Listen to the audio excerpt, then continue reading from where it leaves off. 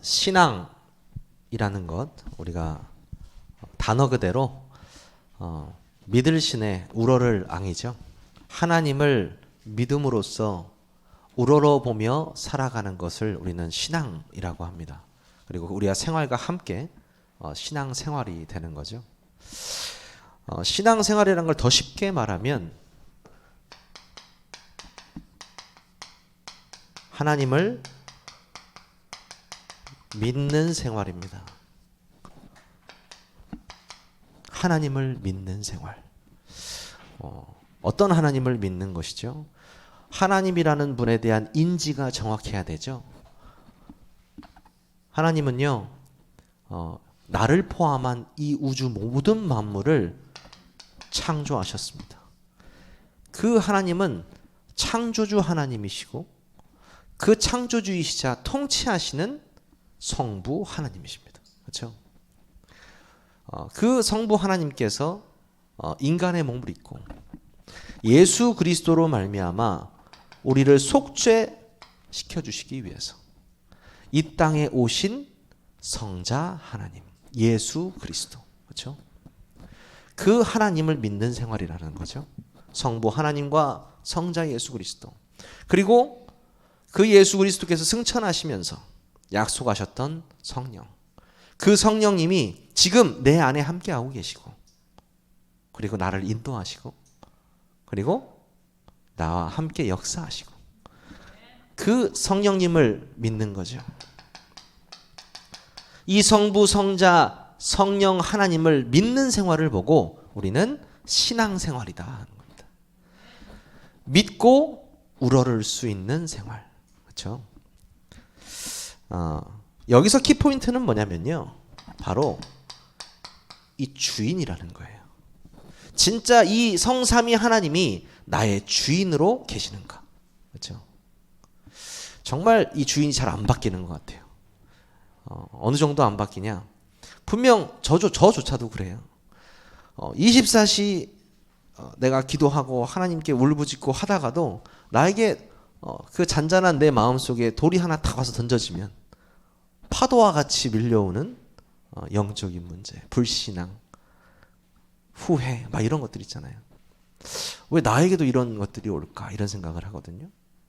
그런데요, 당연한 거예요. 하나님을 떠난 상태에서 오랫동안 불신앙 속에 있었던 인간이거든요. 그래서 우리는 계속 앙망해야 돼요. 하나님을. 끊임없이요. 누구나 실수할 수 있죠. 그런데요, 우리는 방주 안에서 실수해야 합니다. 그렇죠? 그게 너무나 중요한 거죠. 하나님을 믿는 생활. 전에도 제가 한번 들은 적이 있는데, 신앙생활을 상식적으로 해야 된다라는 사람을 제가 본 적이 있어요. 아니, 인간의 상식선에서 신앙생활을 해야 된다라는 거죠. 저는 그 말에 동의할 수가 없거든요. 왜 그러냐면 우리 신앙생활은요, 그 육신적인 도덕과 윤리 이런 것에서 빨리 벗어나야 돼요. 상식적이지 않습니다. 아니, 왜 상식적이지 않냐? 이미 우리 안에 성령이 계시잖아요. 근데 어떤 상식을 갖다 들이댑니까? 그렇죠? 이미 상식하고는 거리가 멀어요. 여러분, 초대교회를 한번 보세요. 예수 그리스도의 죽으심과 부활하심, 또 승천하심과 성령을 약속하심을 받고 오로지 기도했잖아요. 그 초대교회 사람들이 성령 충만을 받았거든요. 이 성령 충만을 사람들이 굉장히 무시하는 것 같아요. 왜 그러냐면 이 초대교회가 성령 충만 받고요, 어떤 역사가 일어나냐면, 사실 뭐 그 시대에 제대로 된 교회가 있습니까? 마가다락방에 모였잖아요. 그 시대에 목사가 있습니까? 무슨 그 시대에 제대로 된 성경책이 있었습니까? 핍박은 또 얼마나 하는지요. 뭐 죽인다고 그러고요. 그렇죠? 이단 종교는 얼마나 판을 치고, 기득권 세력들은 얼마나 탄압하고, 얼마나 힘들었겠냐고요. 그런데 신기한 게 뭔지 아세요? 예수 이름이 계속 퍼져요. 너무 신기한 거는 부흥이 계속돼요. 예수 그리스도를 믿는 사람이 3,000명, 5,000명 계속 일어나요. 왜 그런 역사가 일어났을까요? 하나밖에 없어요. 성령 충만. 그렇잖아요. 성령 충만했으니까 가능했던 거죠. 여러분, 독일 교회를 잘 아실 겁니다. 독일은요, 지성주의적 교회가 굉장히 부흥했던 곳이에요. 지성주의적 교회. 그래서 현대 신학의 어떤 대가들이 독일에서 다 나왔어요. 정말이에요. 엄청난 사람들이죠. 그래서 굉장히 지성주의적이고 똑똑해요. 이 신학자들이. 근데 조금 뭐가 약하냐? 성령 충만에 대해서 약해요. 이 독일이. 독일 교회가요. 히틀러가 정권을 딱 잡았습니다. 독일 교회는요. 아무런 힘도 발휘하지 못했어요. 아무런 힘도. 아니 그 똑똑한 현대 신학을 부흥기를 이끌었던 그 독일이 어떻게 그 히틀러가 정권을 잡은 이후에 어떻게 교회가 힘을 하나도 못 썼냐는 거예요. 성령 충만. 그렇죠? 놓친 거예요. 자, 우리는요. 신앙생활을 볼 때 이 성령 충만과 이 성령의 역사를 빼잖아요. 그럼 신앙생활이 될 수가 없습니다.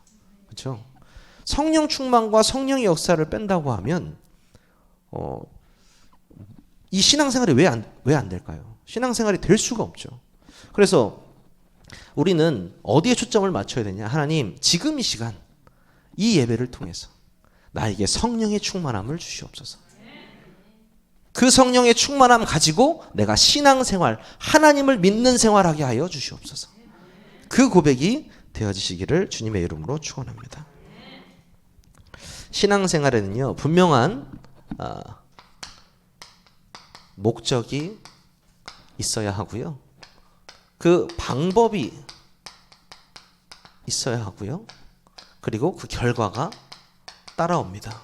이 신앙생활이요. 여러분 평생 해야 될 이 신앙생활이요. 여러분 신앙생활의 목적은 무엇입니까? 오늘 우리가 읽었던, 우리가 선포했던 하나님의 말씀 뭡니까? 우리의 목적은 하나님께 영광입니다.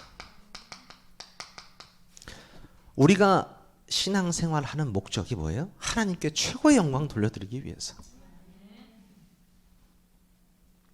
그리고요, 그 방법은 어떻게 돼야 됩니까?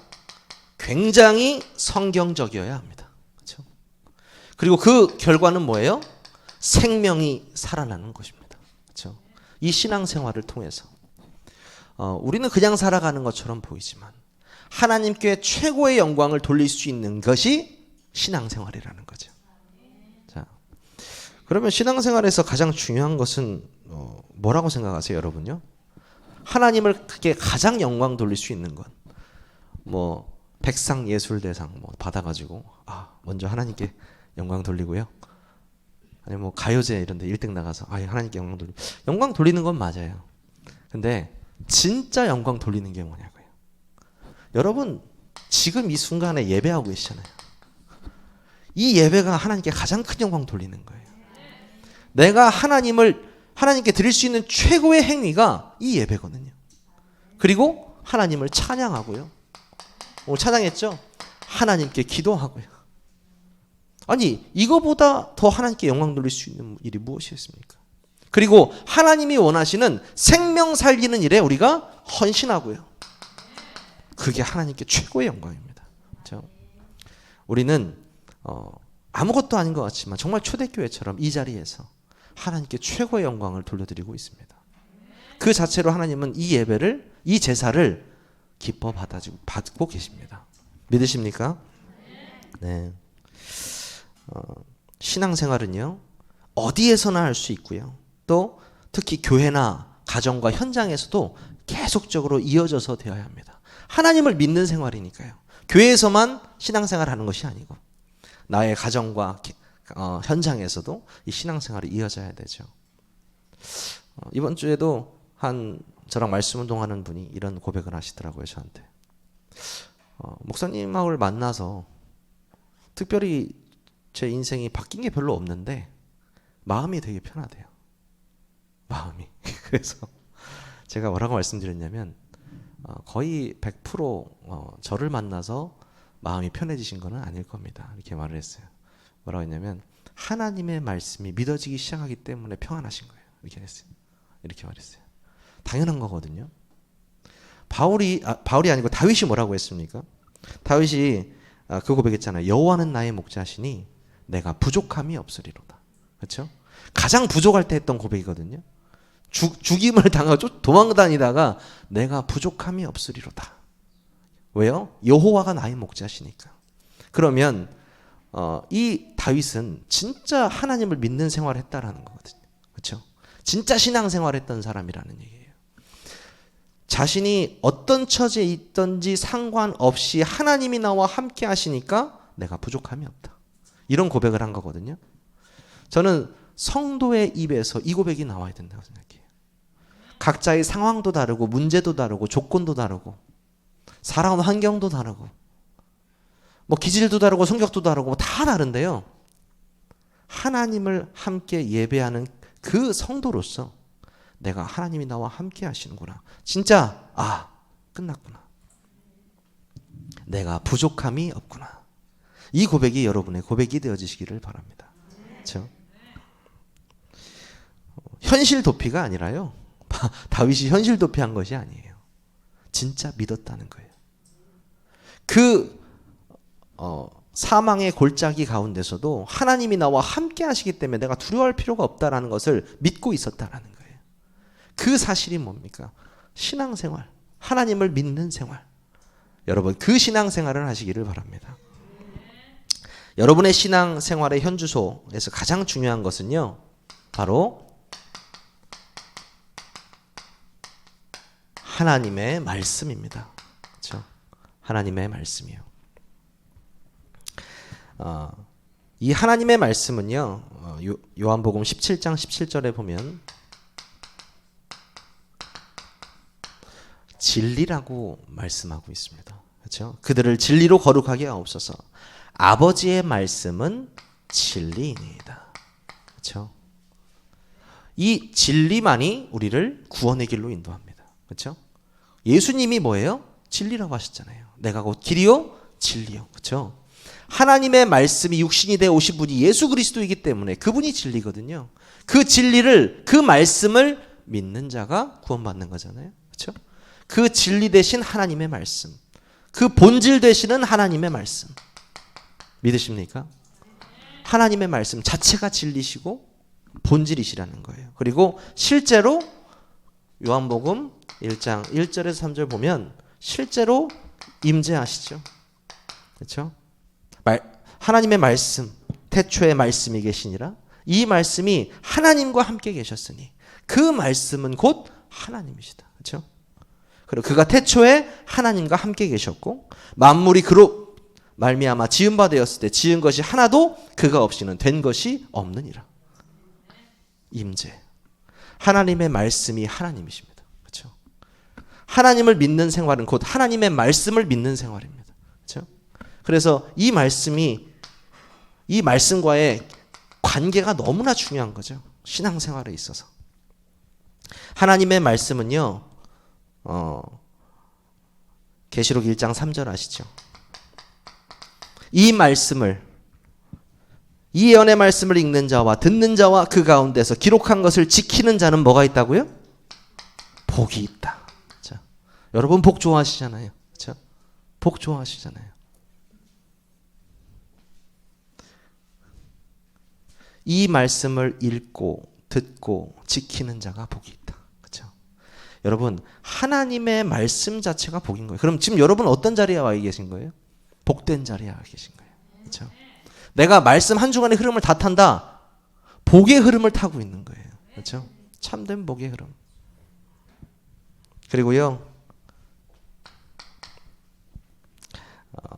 마태복음 15장 10절에 보면 뭐라고 하고 있냐면요. 무리를 불러 이르시되 듣고 깨달으라. 이 말씀을 들을 때 깨달음이 일어납니다. 그렇죠? 말씀을 들을 때 사도행전 10장 44절.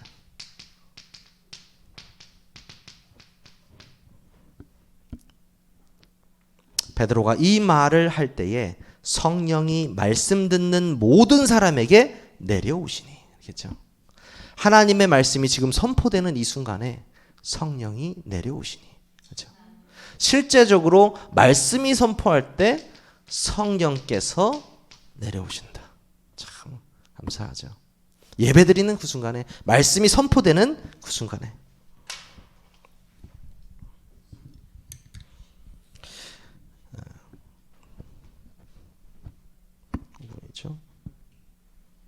그리고요, 로마서 10장 14절.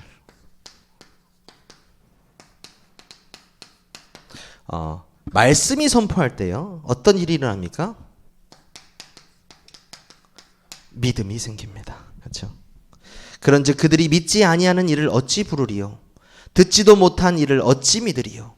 전파하는 자가 없이 어찌 들으리요? 그렇죠? 믿지 아니하는 자는 이를 어찌 부리요? 무슨 말은요? 믿음이 없이는 우리가 안 된다는 거잖아요. 지각하고 깨닫고 믿어지는 거니까요. 그렇죠?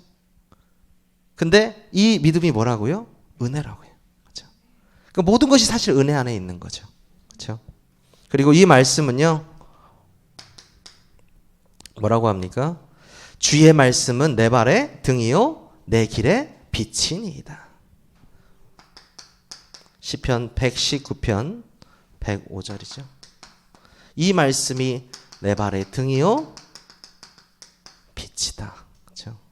여러분의 삶에 이 하나님의 말씀이, 이 강단의 말씀이 여러분 발의 등이 되고 빛이 되는 것입니다. 그렇죠? 두려울 것이 없죠. 어둠은 물러가게 돼 있으니까요. 그리고 이 말씀은 살았고 운동력이 있어서 좌우에 날쌘 어떤 검보다 예리해서 우리의 혼과 영과 관절과 골수를 찔러 쪼개기까지 한다고 했어요. 이 말씀의 능력은 살아있는 것입니다. 살아있어요. 살아있어요. 하나님이 살아계시니까요. 하나님의 말씀이 살아계시니까요. 실제적으로 우리에게 그 말씀이 살아서 역사하시는 것입니다. 그렇죠? 우리가 그냥 하나님의 말씀 간단하게 얘기하는 게 아니고 하나님의 말씀 안에 있는 이 모든 축복들이 이 나와 관계에 있어야 된다는 것이죠. 그렇죠? 그리고요, 이 말씀은 사도행전 20장 32절에 보면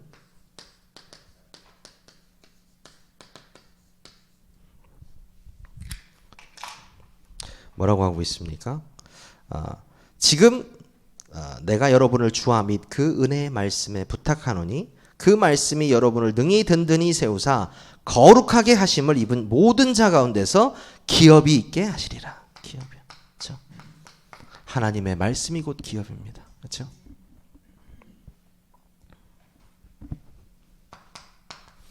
그리고요, 하나님의 말씀은 시편 119편 162절에 보면 하나님의 말씀은 즐거움입니다. 즐거움.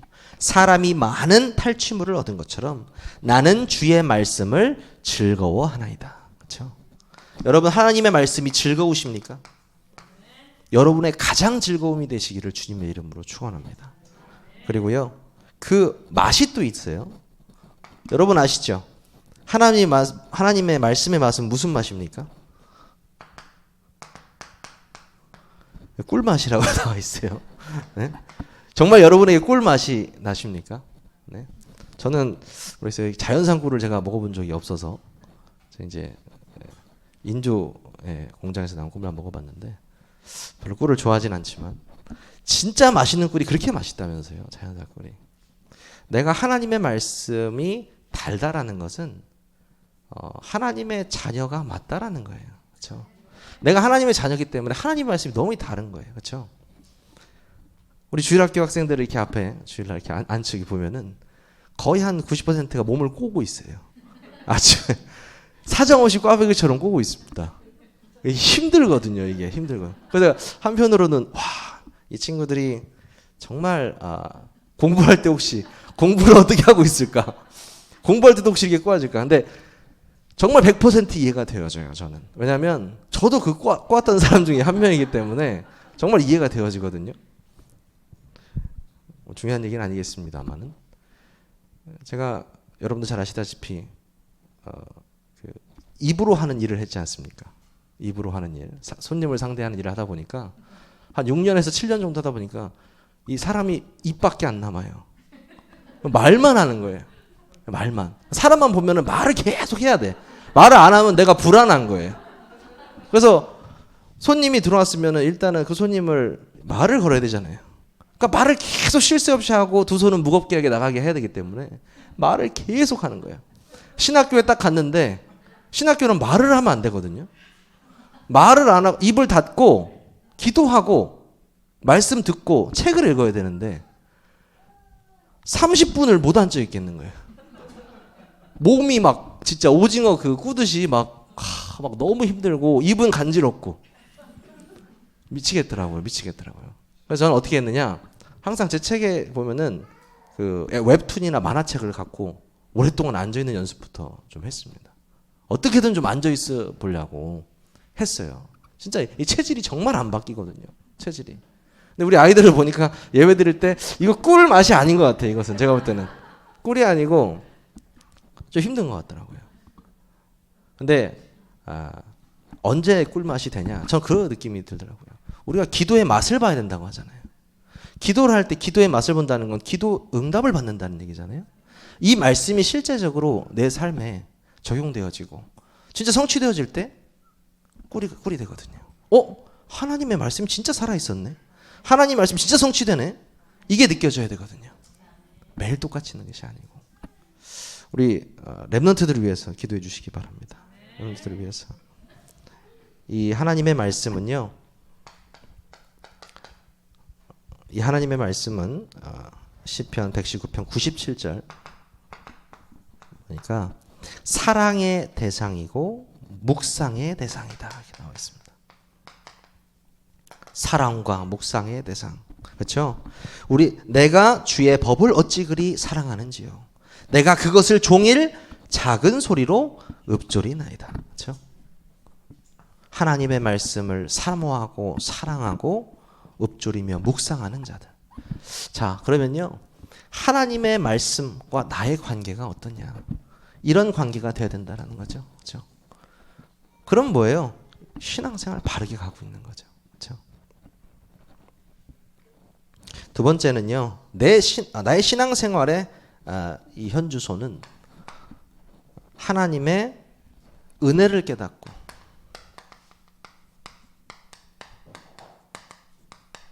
감사하는 것입니다.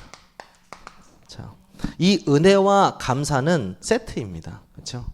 내가 당연히 은혜를 입었으면 감사가 나오거든요. 목사님 아닌데요.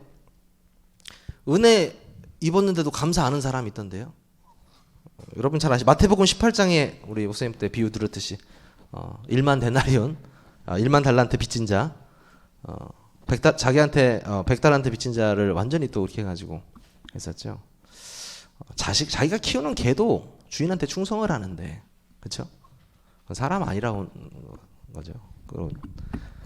하나님께 받은 은혜 그 감사가 내 신앙생활 속에서 넘쳐나야 돼요. 그렇죠? 그게 바로 신앙생활이거든요. 성경에서 말하는 신앙생활. 그러면 하나님께 받은 가장 큰 은혜가 뭔데요?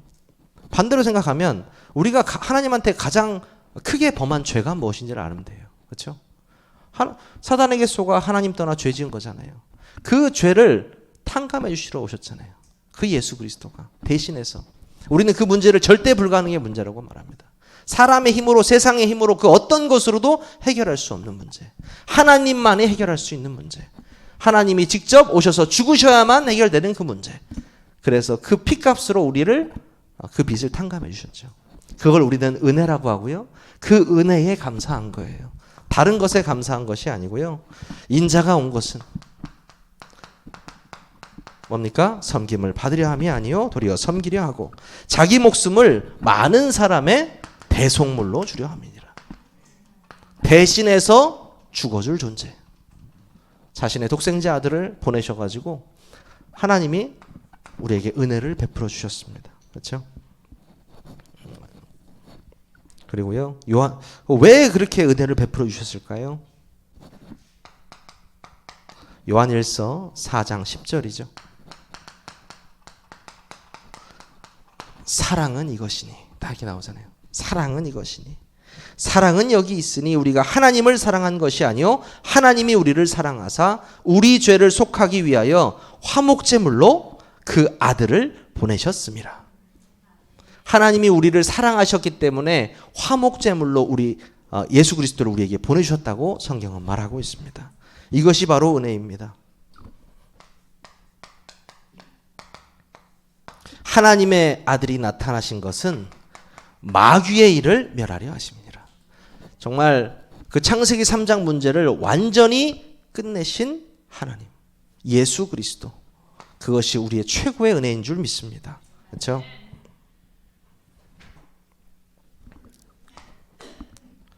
에베소서 2장 8절에 보면 유명한 말씀이 나오죠. 너희는 그 은혜에 의하여 믿음으로 말미암아 구원을 받았으니 이것은 너희에게서 난 것이 아니요 뭐라고요? 하나님의 선물이라. 그렇죠? 은혜로 인해서 우리가 받은 그 선물에 대해서 감사하시기 바랍니다. 그렇죠? 그리고 데살로니가 후서 2장 13절.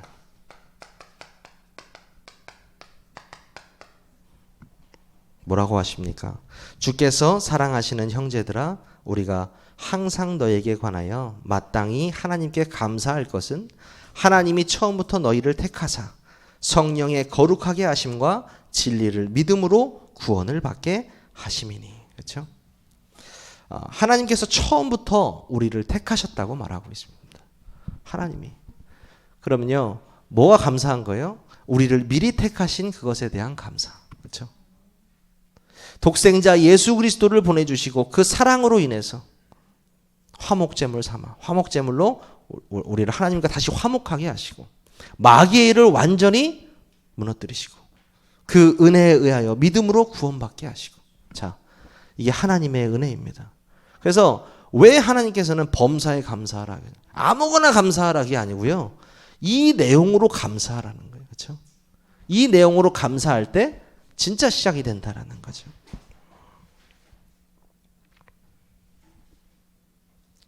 그러면 세 번째 현주소는 무엇입니까? 세 번째 현주소.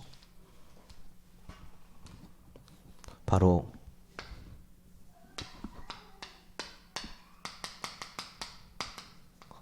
기도 생활입니다. 그렇죠?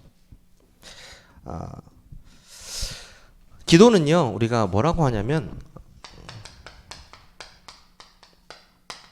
신앙의 호흡이라고 합니다. 그렇죠? 신앙생활의 호흡이요. 우리가 호흡을 못하면은 죽은 거나 마찬가지잖아요. 그만큼 기도는 신앙생활에 있어 가장 큰 역할을 한다고 성경은 말하고 있습니다. 그러면요, 이 신앙의 호흡 무슨 말입니까?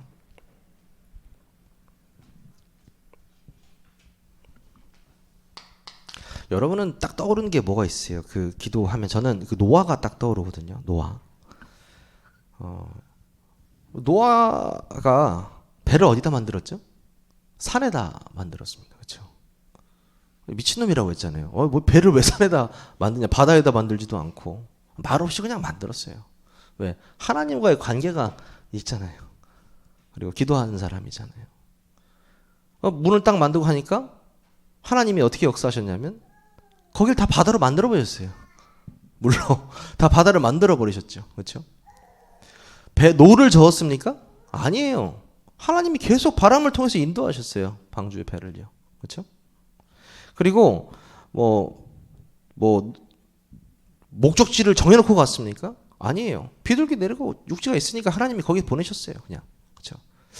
저는 이 흐름이 어떤 흐름이냐면 우리가 무엇인가를 놓고 기도할 때에 어떤 목적을 두고 기도하는 것이 아니고 하나님의 뜻이 어디에 있냐를 놓고 기도하는 것이 더 필요하다라는 거예요. 그렇죠? 우리가 내 방향은 여기니까 하나님 방향에 맞춰주세요라고 기도하는 것이 아니고 하나님의 목적과 방향에 내가 타는 거죠. 그게 진짜 기도인 거예요, 사실. 하나님이 원하시는 기도. 그래서 우리는 그래서 노아는 염려할 필요가 없었죠. 왜? 아무리 엉뚱한 짓을 해도 하나님이 다 역사하시니까요. 그렇죠? 엉뚱한 짓이 아니고 사실 믿음이 엉뚱한 짓이었죠. 그의 하나님에 대한 믿음이요. 그리고 기도가요. 빌립보서 4장 6절에서 7절. 아무것도 염려하지 말고 모든 일에 기도와 간구로 너희 구할 것을 감사함으로 하나님께 아뢰라. 그리하면 모든 지각에 뛰어난 하나님의 평강이 그리스도 예수 안에서 너희 마음과 생각을 지키시리라. 저는 이 말씀이 참 멋진 게 뭐가 있냐면, 자, 하나님께 너희 구할 것을 감사함으로 하나님께 아뢰라. 그리하면 주시리라 이렇게 말하면 되잖아요. 시원하잖아요. 근데 뭐라고 하냐면 그리하면 모든 지각에 뛰어난 하나님의 평강이. 무슨 말이냐면요. 진짜 응답은 하나님의 평강이라는 거예요. 우리가 기도할 때 하나님께 주시는 그 응답이 평강이에요. 두 번째 뭐예요? 그리스도 안에서. 그리스도 안에 있는 게 응답이에요. 성령께서 우리의 마음과 생각을 지켜주시는 게 응답이에요. 그러니까 참된 응답을 구분할 수 없는 거예요. 세상은요. 예전에 여러분 되게 유명한 영화인데 브루스 올마이티인가요? 짐 캐리 나왔던 영화인데 이 친구가 자기가 갑자기 하나님이 되는 그 영화거든요. 그래서 귀에서 막 소리가 들려요. 막 기도 소리거든요. 사람들이 기도하는 소리가 들려가지고 잠을 못 자요. 그리고 짜증나서 컴퓨터를 하나 만들어가지고 모든 기도에 예스를 눌러버려요. 어떻게 됐을까요? 지구가 아수라장이 돼요. 막 하늘에서 막 뭐가 떨어지고 운석이 떨어지고요. 막 난리도 아니죠. 무슨 말이냐면 우리의 기도가 육신적인 기도는 하나님이 왜 안 들어주시는지 아세요? 다 들어주면 큰일 나기 때문이에요. 진짜예요. 큰일 납니다, 여러분. 여러분 마음속에 너무 미운 친구가 있어서 하나님 조용히 죽여주세요. 그럼 진짜 죽여주면 어떡할 겁니까, 여러분? 그건 살인 아닙니까, 그거? 네. 마음만 먹어도 살인이라고 했는데 여러분 그런 의미가 아니고요. 하나님께서 원하시는 기도는 뭐냐면 아까 말했던 성삼위 하나님 그 예수 그리스도의 능력을 내 마음속에 계속 묵상하는 거예요. 나의 주인 되신 예수 그리스도 지금도 나와 함께하여 주시고 계속 그 기도를 하는 거예요. 그 기도를 통해서 하나님은 역사하시고 그래서 염려하지 말라고 하십니다. 염려하지 말라. 마태복음 18장 19절에서 20절.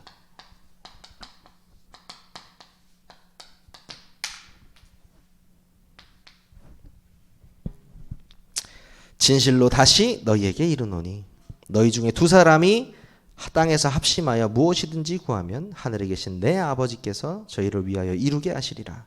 두세 사람이 내 이름으로 모인 곳에는 나도 그들 중에 있느니라. 감사하죠. 합심 기도의 힘을 말하고 있습니다. 그렇죠?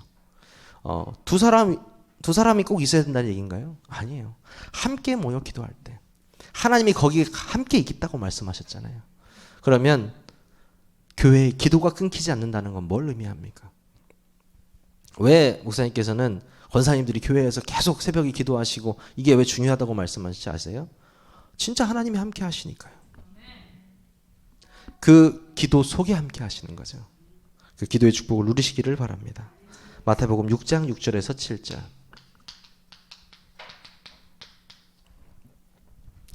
너는 기도할 때에 네 골방에 들어가 문을 닫고 은밀한 중에 계신 내 아버지께 기도하라. 은밀한 중에 보시는 내 아버지께서 갚으시리라. 또 기도할 때 이방인과 같이 중언부언하지 말라. 저희는 말을 많이 하여야 들으실 줄 생각하느니라. 아멘. 네. 여러분도 잘 아시다시피 저도 교회를 여러 군데 많이 다녀보지 않았습니까? 그래서 기도하는 사람들을 많이 봤거든요. 보면은 특별히 어렸을 때 갔던 교회들이 제가 한 초등학교 들어가기 전 같은 교회들이 이 신비주의적 기도가 굉장히 많았던 것 같아요. 그래서 막 박수 치는 거는 기본입니다. 기도하면서 우리는 잘 이해가 안 되잖아요. 하면서 기도를 하면서 박수를 치고 근데 그게 나쁘다는 게 아니에요. 그럴 수 있잖아요. 내가 하나님께 기도하는데 기도하고 박수 치면서 할 수 있잖아요. 왜 못합니까? 부르짖을 수 있잖아요. 그래서 그런 의미가 아니고 그런 어떤 기도의 내용을 들어보면 내용이 없는 거죠. 그러니까 뭘 주시옵소서를 하는데 뭘 달라고 하는지도 모르겠고 계속 주시옵소서 주시옵소서 그리고 이상한 나라 말을 하면서 기도하는 거죠. 중언부언한다는 말은 똑같은 말을 반복한다는 거거든요. 계속 반복해서 말한다는 건데 반복이 나쁘다는 얘기가 아니고요. 복음적 내용이 들어가 있는 언약적 기도가 아닌 기도하지 말라는 거예요. 네. 쓸데없는 기도하지 말라는 거예요. 그렇죠? 진짜 언약이 있는 기도. 그 기도를 하시기 바랍니다. 야고보서 5장 16절.